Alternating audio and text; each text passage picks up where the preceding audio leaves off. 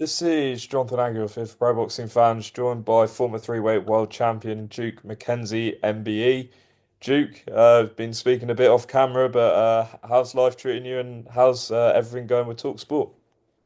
Yeah, Talksport's okay. It's a little bit, sort of hit and miss, as you'd imagine. But it's gone a bit quiet now because you've got the England qualifiers tonight, right?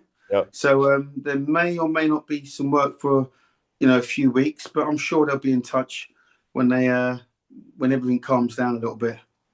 And Hopefully. hopefully, yeah. You've just been telling me about you're working on a new book. Tell us a bit Yeah, about that. yeah. But it's not actually new. I've been trying to do this for about 10 years now, right? And honestly, I've been trying it for about 10 years. I pick it up, I put it down. I've actually done 7 chapters in the book, and but I've got one or two sort of like mental blocks going on, which I'm trying to get a bit of help with, professional help. You understand? Because I've got one or two sort of like I say mental blocks going on. Times, places, dates, things that have happened in my life are a little bit foggy right now. And as much as I try to remember them, I can't. And if I don't put the right dates and times and places and things in, then it's not my truth. Do you see what I mean?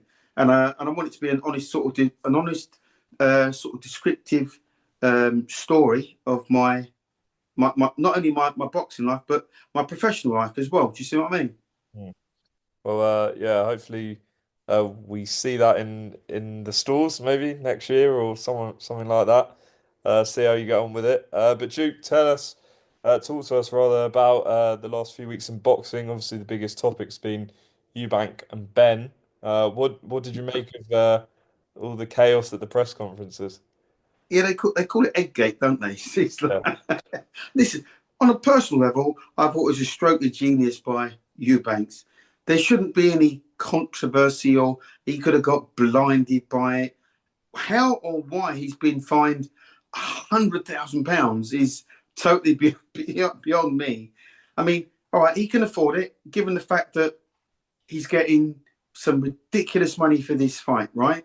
So my sources tell me he's getting in excess of £10 million sterling, which is absolutely, can I swear, batshit bonkers. Is that swearing? I mean, it is a ridiculous amount of money. Given this isn't a slight on him or Ben, you understand, but given the fact these two aren't even the best in the country, they're not the best in Europe, and they're certainly not the best in the world. But what they are is two hugely popular young men that have got a huge social media following, and maybe that's one of the reasons why they can command this kind of money. It's a non-title fight. This has got to be the richest non-title fight of all time, where Britain is concerned. I mean, when you look at the fight itself, Eubanks obviously agreed to this rehydration clause on the day of the fight of £10, which is obviously a disadvantage for him. I guess for Ben as well, I'm sure he has to cut weight as well, but obviously clearly a disadvantage for Eubank. Are you, if you're a Eubank fan or you're in his camp, are you concerned about that heading into the fight? 100% I'm concerned about it. Even if I'm not a Eubank fan, I'm a boxing fan first and foremost, and his health and safety is absolutely got to be paramount. Now, I don't know if you know, but when you're dropping weight, when you're trying to cut weight, you get really lightheaded, you feel nauseated, and there are lots of times where you can't eat. The fact is, Eubanks is coming down in weight, and Conor Benn's going up not one but two weight divisions. So Conor Benn's going to be physically very, very strong. Now, my concern for Eubank is the amount of weight this boy's got to cut to come down to. I think the fight's made at 160 pounds. Is that right? Right. Right. So he's got to come down from 100 whatever his walking round weight is. Let's say he walks around at 180 pound when he's out of training. That's like 20 pound weight difference, right? That he's got to lose. It's not safe. It's not. He can't possibly be at his physically strongest. He can't. And he's really putting himself on the line, right? Because when your weight weakened, I know I've been weight drained in fights previously. So I'm speaking from a point of reference. When you're weight drained, it doesn't matter what you eat on the day, it doesn't make you stronger.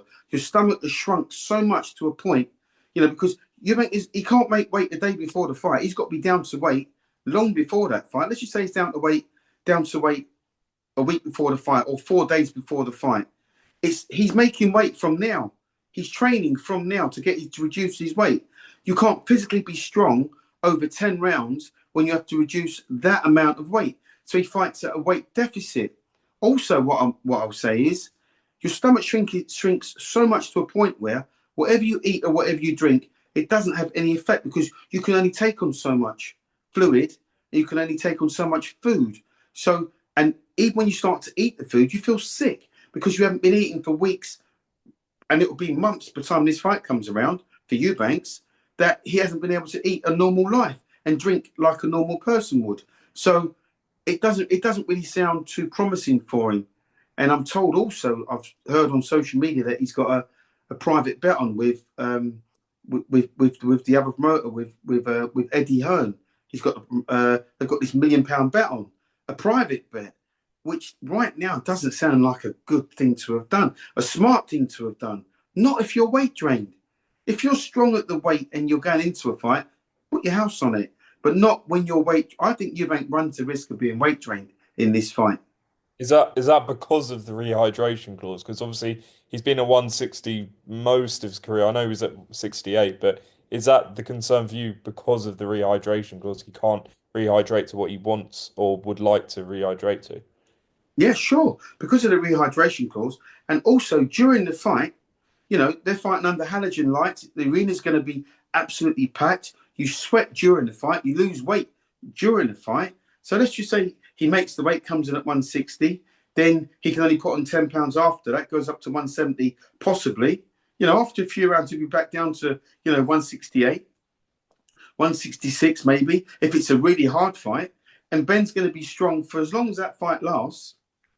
Ben will be strong throughout the whole fight because he's coming up not one but two weight divisions. In actual fact, he probably trains at around probably 10, 12 pound, a good stone over the weight. So the weight advantage is with Ben. It's not with Eubank.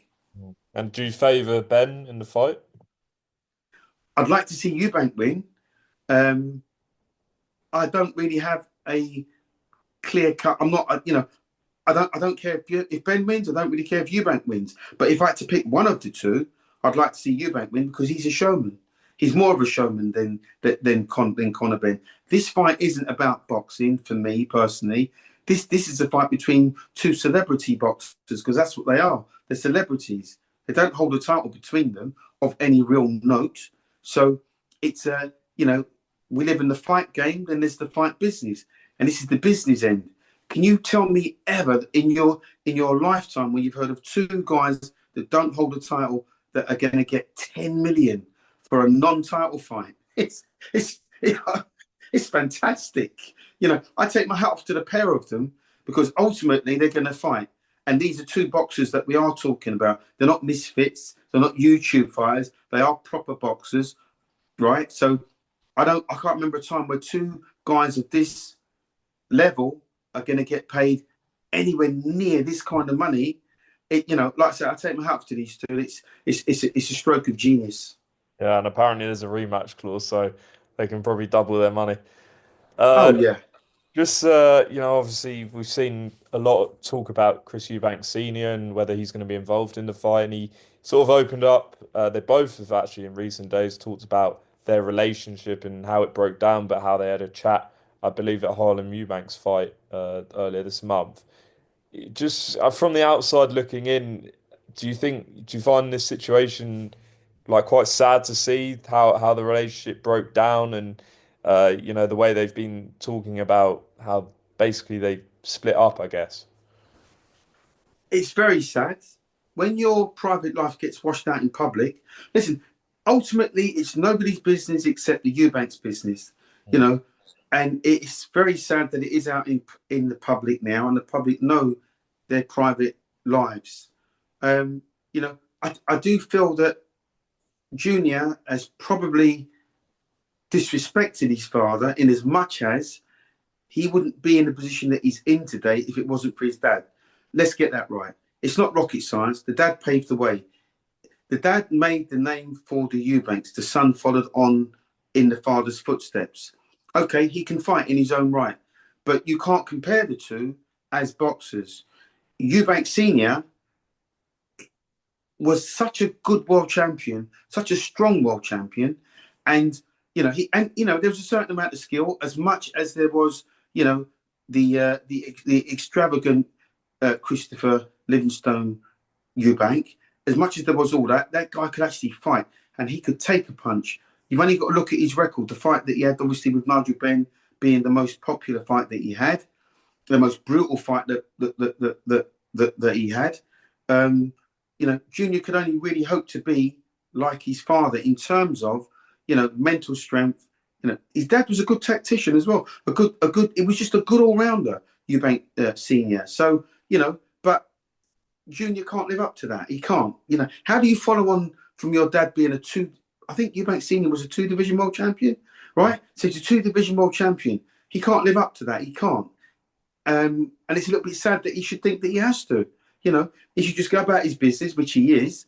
But he needs his dad more than his dad needs him. But his dad, I'm sure, on fight night, he may say, I'm not going. He may say, I don't want to be there. But he'll probably turn up. And if he doesn't, he's got good reason.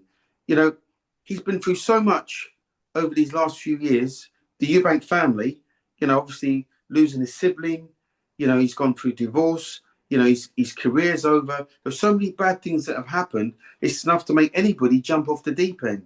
But what his dad has got is an abundance of character, and I've got so much respect for him as a human being. That's exactly what he is. He's a human being ultimately, and he's had to carry all of this, the weight of the world on his shoulder. But you know what he does?